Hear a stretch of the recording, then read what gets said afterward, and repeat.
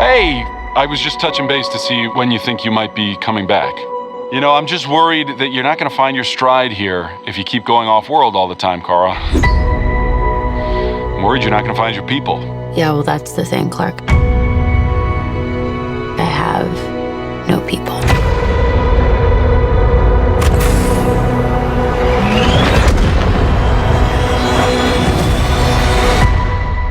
Oh, miss, wherever you are, buddy.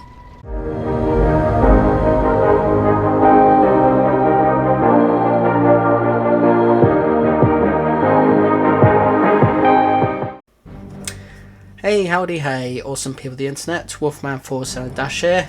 It's very hot, but not as hot as it has been, so yeah, still not wearing much, but yeah. So, today I'm going to be talking about just the one film this time, as I've previously talked about two Supergirl things in the past. So the original Supergirl film from whatever time that was, during the Christopher Reeve era of Superman, not a very good film. The CW Arrowverse series, simply known as Supergirl, which I thought was very good and certainly the most entertaining I've seen so far, and definitely a very good Supergirl. And now we're going to talk about the new Supergirl film. I know I should technically count the Supergirl that we saw in The Flash, but I'm not, because it wasn't really her film, and to be honest, she didn't. Although she probably would portray a very good Supergirl in her own, if she had the ability to have her own film. Yeah, I just feel it wouldn't be fair to count her because it wasn't really her film, and no offense to the actress, she didn't really do much for me. But anyway, so we were promised a Supergirl film after the Superman film, so that's what I'm going to talk about today. So today I'm talking about the 2026 Supergirl film. So this was released this year. It's an American superhero film based on DC Comics superhero Supergirl. It's directed by Craig Gelspire, written by Anya Nogueira. I don't know if I pronounced that right. It's the second film in the DC universe, or DC Cinematic Universe, whatever you want to call it. Personally, I prefer calling it the DC Cinematic Universe, so it doesn't confuse it with other things known as simply as DC Universe.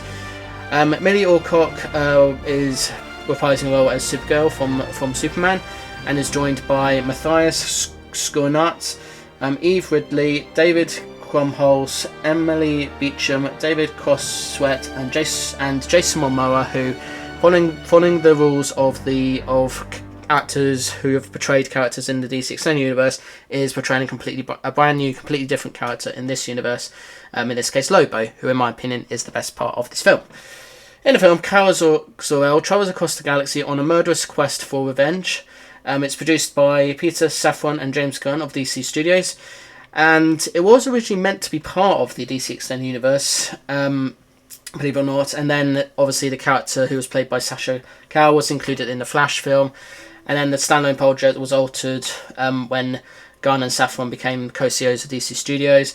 And yeah, it then became this. And it serves as an adaptation of the comic book miniseries from 2021 to 2022, Supergirl Women of Tomorrow, which was created by Tom King and Belquis Every. Now, the film to me can be seen as a lot of different things.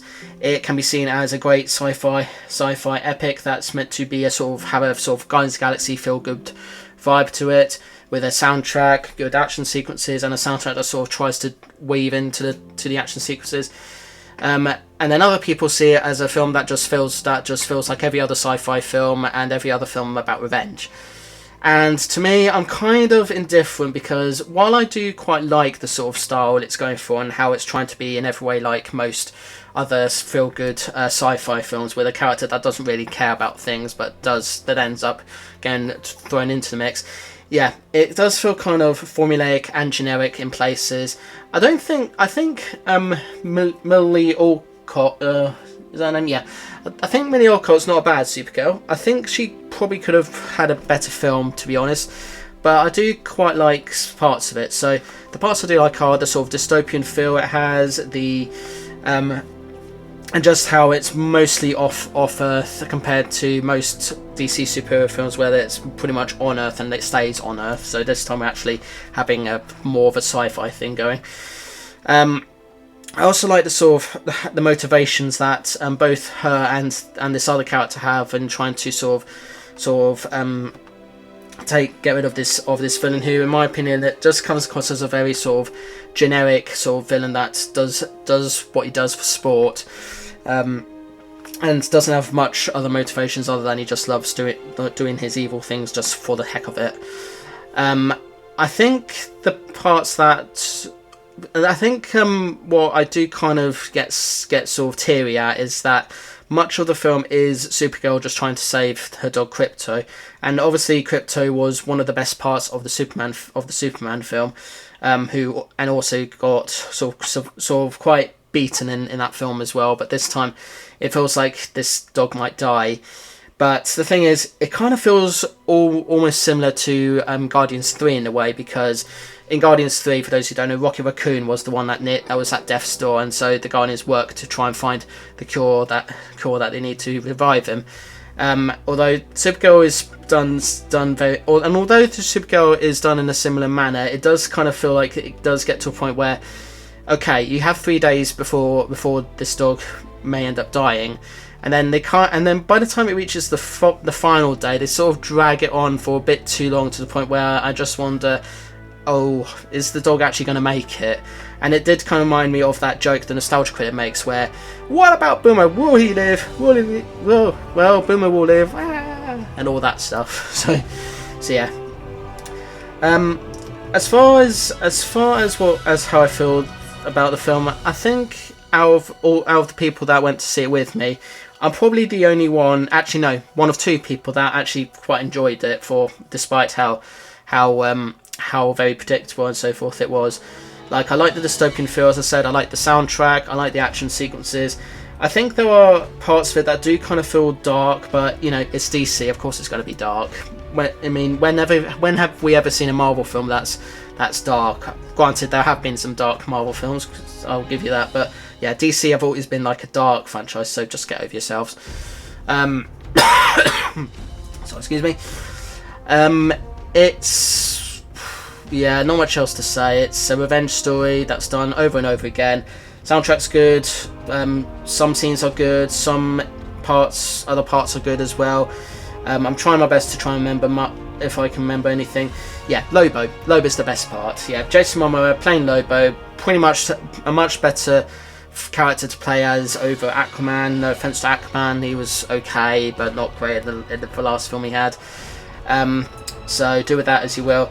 But overall, I can't say Supergirl is bad, but I can also can't say that Supergirl is great. It's just it exists to be there, and if you were to rank the 3 live-action Supergirls that have had like quite literally their own film or series, instead of just being part of another hero's film or series or whatever, I think Millie Alcott would probably come second after Melissa Benoist, who was Supergirl in the CW series, and before Melissa Benoist, who played her in the CW series, and after what's her face who played her in the god awful film from whatever time period it was.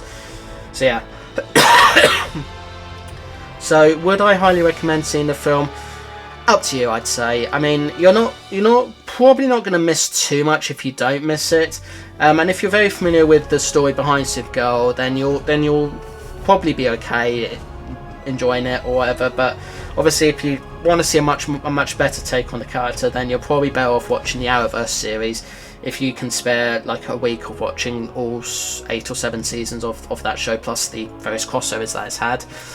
But you know, it's okay. It's not perfect. It's just okay, but it's probably not going to win everybody over.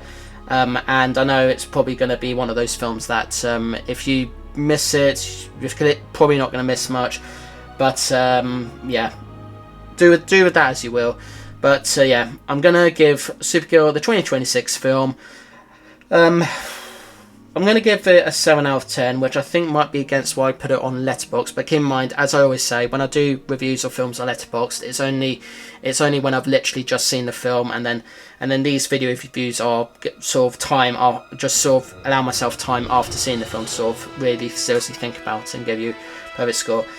The only sort of thing I can take from this film, I'd say, is the fact that we may end up getting a Lobo film at some point. I hope we do, because as I say, Lobo was the best part, and I think he's definitely a much better character for Jason Momoa to play as over Aquaman. Yeah, so Supergirl, see it if you want to, but you're not missing much if you don't. So yeah. So that's what I've got to say about the 2026 Supergirl film. Fire off in the comments below. Let me know what you think about it, what you like, what you don't like, if you agree with me or disagree with me, whether you think Millie Alcock is a good Supergirl, and would you like to see more of her. Keep in mind this is technically a second film because she made a cameo in the Superman film towards the end. But other than that, thanks so much for watching. Like and subscribe if you can, please. If you're new to the channel, I do reviews of the latest things like these, usually at the weekends, but if it's like a thing that's been out for ages, then I tend to do those on Thursdays, or a completely different thing altogether on Thursdays, in this style of video. On Mondays and Tuesdays I do a gameplay series video, which is basically part of a series of videos for a long game that I'm playing through, alternating between 4 different games at the moment. Every Wednesday I do a Let's Play of a completely random game, and then rest of the week I do hauls, rants on live, videos with friends, gameplay compilation videos, shorts, and loads more, not necessarily all in the same week. And yeah, do send requests over, because I do requests for all those things, so do send them over if you like. See you in the next one. Peace to you all. And I don't know if there's like any sort of moral life lesson I can take from Supergirl, but just remember that no matter how hard you try to get revenge, you know, getting revenge against the people that killed your people is not going to bring them back. It will make you sort of have psychological problems and probably mental problems as well. But you know, so do get revenge if you must, but just remember, killing them is not going to bring anybody back. I've learnt this from playing and watching all sorts of things, such as Assassin's Creed 2 and other sort of revenge stories that I think probably are better than this film for sure. But yeah, Lobo's the best part, and I love to see him in a spin-off film, so get to work, DC. So yeah, alright. Toodles!